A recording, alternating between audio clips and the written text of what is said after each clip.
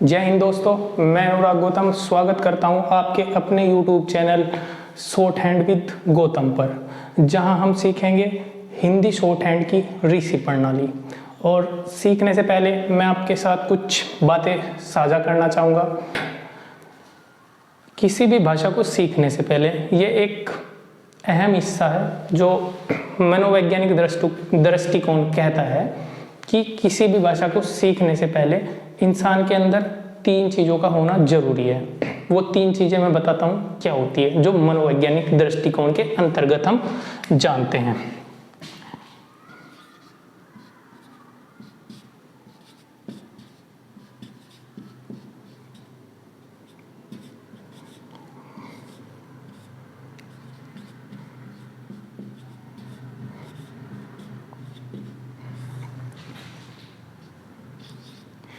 पहली चीज है दोस्तों जिज्ञासा।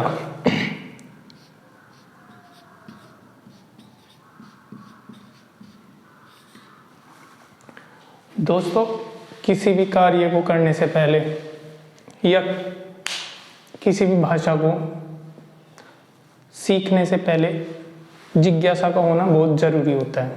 पहले जानने की इच्छा रखना ही बहुत अहम पॉइंट है। दूसरा पॉइंट बात करूंगा मैं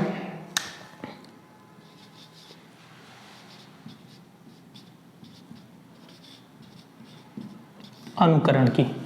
अनुकरण का अगर हम शाब्दिक अर्थ जाने तो अनुकरण का शाब्दिक अर्थ होता है के जैसा।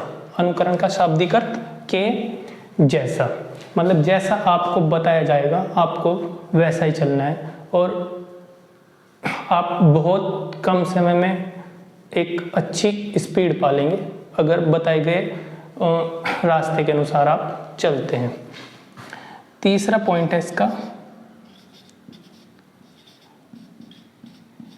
अभ्यास। दोस्तों, अभ्यास करने से बहुत ही फर्क पड़ेगा आपको। लगातार अभ्यास करते रहना पड़ेगा। और इसमें ये जो लगातार वाला शब्द का है, इसे मैं 4 नंबर मानता हूँ। ये इस शॉर्ट हैंड के लिए मैंने 4था नंबर खुद ऐड किया है। इसका मतलब है निरंतरता। दोस्तों, शॉर्ट हैंड में निरंतरता बहुत ज़्यादा जरूरी है। शॉर्ट हैंड के लिए एक कहावत भी है कि अगर आप शॉर्ट हैंड को 2 दिन छोड़ते हैं तो ये आपको 4 दिन छोड़ देता है। इसलिए निरंतरता दोस्तों आपको रखनी होगी। अब दोस्तों बात करूंगा मैं कि स्टेनो शुरू करने से पहले हमारे पास जो आवश्यक चीज़ें हैं वो क्या क्या उपलब्ध होनी चाहिए। तो एक स्टेनो बुक से हमारे पास मार्केट में एक बुक आती है, कॉपी होती है। ये इस तरह की होती है दोस्तों, ये ले लेनी है आपको। मैं दिखा देता हूँ आपको थोड़ा करीब से। ये इस तरह की कॉपी होती है। कैसे कैसे यूज़ करना है वो आगे आगे हम बताते जाएंगे। और उसके बाद दोस्तों हमारे पास एक स्टेनो की पेंसिल होनी चाहिए। अगर स्टेनो की पेंसिल हमें नहीं मिल पाती दोस्तों, तो पेंसिल हम ऐसी ले लेते हैं जो ना तो ज़्यादा सख्त हो और ना ज़्यादा मुलायम हो, मीडियम टाइप में हो। वो आपको पता चलेगा आगे जब आप लिखना शुरू करोगे कि ऐसा क्यों बोला गया था वीडियो में। तो दोस्तों, जैसा कि आपको पता है भाषा की सबसे छोटी इकाई होती है वर्ण। तो हम वर्णों से ही शुरुआत करते हैं दोस्तों। और वर्ण में भी हम वर्णमाला के व्यंजनों से शुरुआत करेंगे। तो ये हमारी दोस्तों वर्णमाला है। समय बचाने के लिए मैंने पहले से इसको यहाँ पर लिख दिया है। तो जैसे हमारा कै वर्ग है तो इसका संकेत चिन्ह होता है दोस्तों, ये बनाया हुआ है मैंने एरो टाइप में। इसी तरह बनाना है। एक चिन्ह से पूरा वर्ग चलेगा दोस्तों।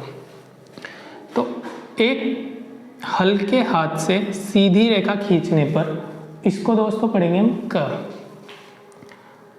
और हल्के हाथ से सीधी रेखा खींचने पर मतलब कै की ही आकृति को बीच से काटने पर इसको दोस्तों पढ़ते हैं हम ख।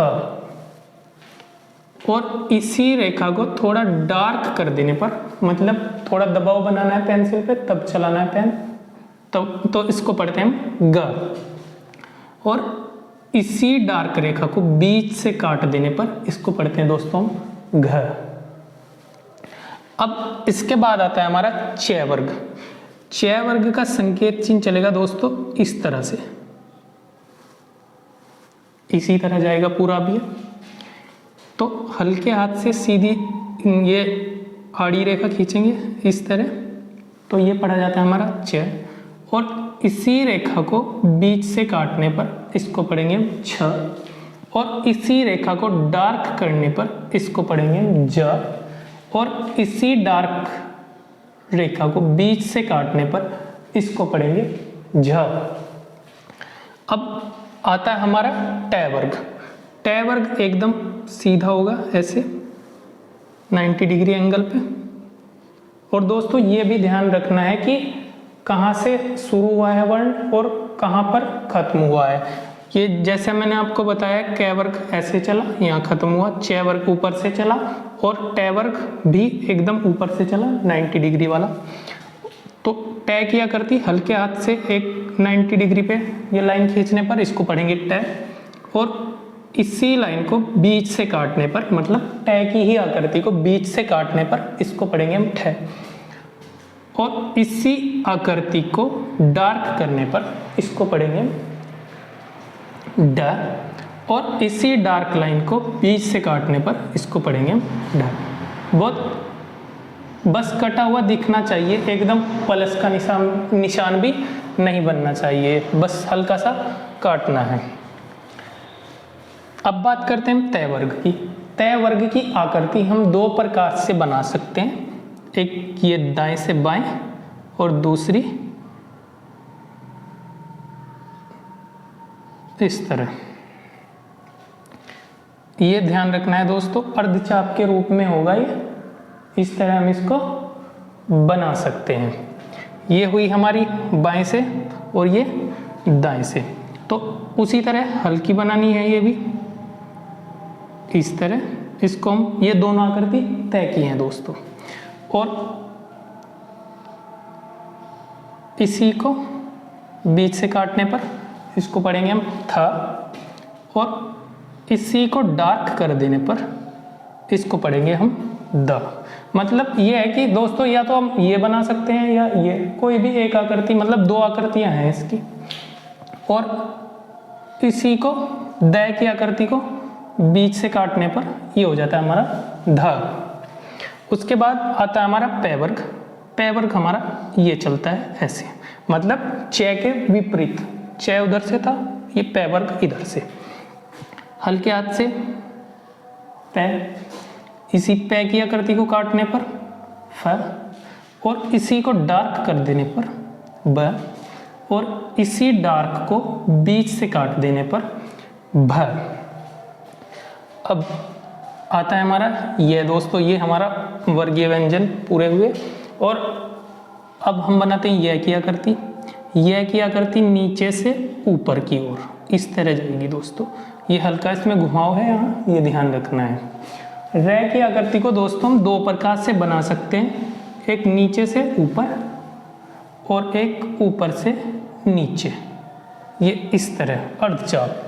और उसी प्रकार से लय की आकृति हमारे पास दो प्रकार से होगी, एक नीचे से ऊपर और दूसरी ऊपर से नीचे, थोड़ी खड़े हुए टाइप में। और उसके बाद हमारा वह इस तरह होगा कुछ, मतलब ये के विपरीत, ये नीचे से घुमाया हमने और ये वह इधर से। संकेत बना देता हूँ उसका, ये हमने नीचे से शुरू किया और ये इधर से ऐसे शुरू किया, और वह वर्ग भी हमारा वह ऐसे शुरू हुआ। उसके बाद सै की आकृति हम दो प्रकार से बना सकते हैं, इस तरह से और इस तरह से। है 6 की आकृति है ना, तो इसको थोड़ा सा बस लगभग 40 डिग्री घुमाना है, तो ये हो जाएगा हमारा है। और इसकी भी आकृति दो प्रकार से बन सकती है, एक नीचे से ऊपर जो भी ये बनाई है, और दूसरी आकृति हमारी ऊपर से नीचे।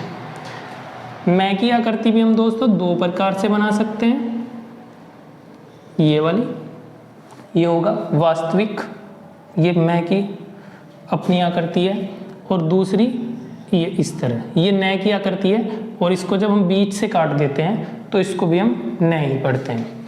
और न को भी हम उसी प्रकार दो तरह से बना सकते हैं।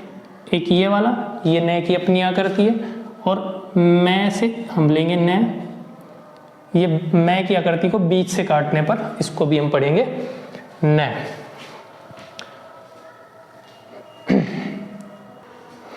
अब बात करते हैं अड़ की आकृति। ये र की आकृति से मिलेगा हमें दोस्तों। र की आकृति बना लेनी है और इसको बीच से काट देना है अड़। और दो आकृति हैं जिस तरह र की, उसी प्रकार बना सकते हैं हम इसकी भी, एक नीचे से ऊपर और एक ऊपर से नीचे, इसको भी बीच से ऐसे काट देते हैं। और अड़ हमें प्राप्त होगा है वाली आकृति से। दो तरह की आकृतियां हैं इसको बीच से काटने पर, ये दो तरह की आकृति हमारे पास आ जाती हैं है की आकृति से। और ये होता है हमारा अंग। इसको थोड़ा डार्क बनाते हैं दोस्तों। डार्क मतलब पेंसिल पे जोर देना है हमें, डार्क तब बनाना है, ना कि दोस्तों हमें ये इस तरह दो बार से चलाना है। ओवर राइटिंग हमें इसमें बिल्कुल नहीं करनी, सिर्फ एक बार से ये आकृति हमारी पूरे तरीके से बन जानी चाहिए। ये थी दोस्तों हमारी वर्णमाला। और इसी के क्रम में हम एक आगे आपको नेक्स्ट वीडियो देंगे। अभी आपका होमवर्क इतना है कि आपको वर्णमाला सीख लेनी है अच्छे तरीके से। कुछ वर्णमाला में शब्द, कुछ वर्ण मिसिंग हुए हैं, वो मैं बताऊंगा क्यों हुए हैं और कैसे आगे हम उनका उपयोग करेंगे। अभी टेंशन आपको इस बात की नहीं लेनी है कि स्वर तो नहीं पढ़ाए गए और कुछ स की आकृतियां हैं वो छोड़ दी गई हैं, तो वो कब कैसे यूज करनी है दोस्तों, उसके लिए मैं हूं और मैं आपको बताऊंगा। तो अभी के लिए आपको ये करना है कि इसकी प्रैक्टिस करनी है आपको अच्छे तरीके से, और ये आपको बिना देखे याद हो जानी चाहिए। लिखने की प्रैक्टिस करिए और लिखने में ये ध्यान जरूर रखिए कि आप आकृति को सही बनाएं। भले ही आपको समय लगे शुरू में, लेकिन आकृति आपकी सही बननी चाहिए। तो आज के लिए इतना ही। धन्यवाद।